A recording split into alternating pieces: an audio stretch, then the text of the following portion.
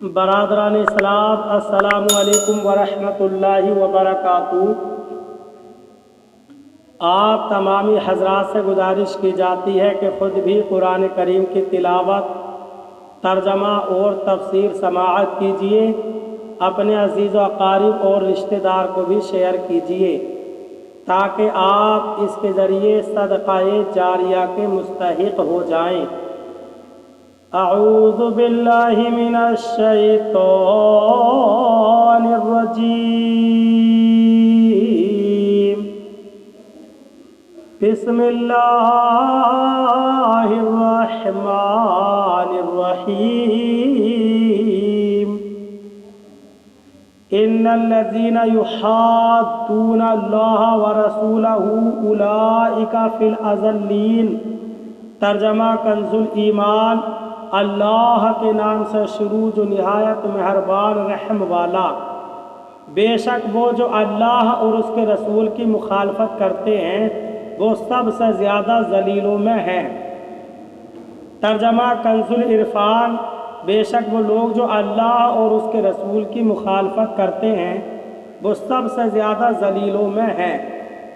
ان الذین یحادون اللہ ورسولہ۔ بے شک وہ لوگ جو اللہ اور اس کے رسول کی مخالفت کرتے ہیں، یعنی بے شک وہ لوگ جو اللہ تعالیٰ اور اس کے رسول صلی اللہ علیہ وسلم سے عداوت رکھتے اور ان کے احکامات کی مخالفت کرتے ہیں وہ اللہ تعالیٰ کے نزدیک سب سے زیادہ ذلیل لوگوں میں شامل ہیں۔ اس سے معلوم ہوا کہ حضور اکرم صلی اللہ علیہ وسلم کی مخالفت اللہ تعالیٰ کی مخالفت ہے، کیونکہ زمانہ رسالت کے کفار منافقین اپنے گمان میں اللہ تعالیٰ کی مخالفت نہیں کرتے تھے، بلکہ کافر تو کفر بھی یہ سمجھ کر کرتا تھا کہ اللہ تعالیٰ اس سے راضی ہے، البتہ وہ حضور پر نور صلی اللہ علیہ وسلم کی مخالفت کرتے ہیں اور اسے اللہ تعالیٰ نے اپنی مخالفت فرمایا ہے۔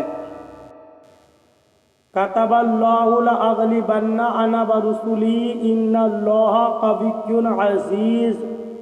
ترجمہ کنز الایمان۔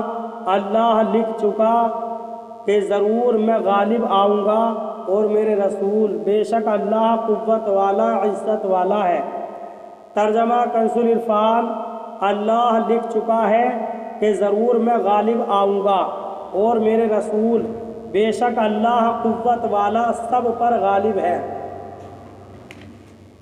کتب اللہ، اللہ لکھ چکا ہے، یعنی اللہ تعالیٰ لوح محفوظ میں لکھ چکا ہے کہ ضرور میں غالب آؤں گا اور میرے رسول غالب آئیں گے۔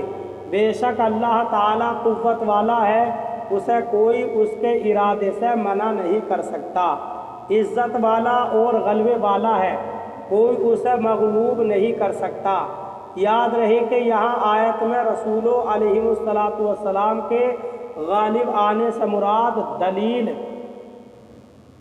اور حجت کے ساتھ یا تلوار کے ساتھ غالب آنا مراد ہے۔ دلیل و حجت کے ساتھ تو سبھی غالب تھے، البتہ بہت ساروں کو تلوار کے ساتھ بھی غلبہ عطا فرمایا۔ اللہ تعالی ہمیں عمل کی توفیق عطا فرمائے، آمین۔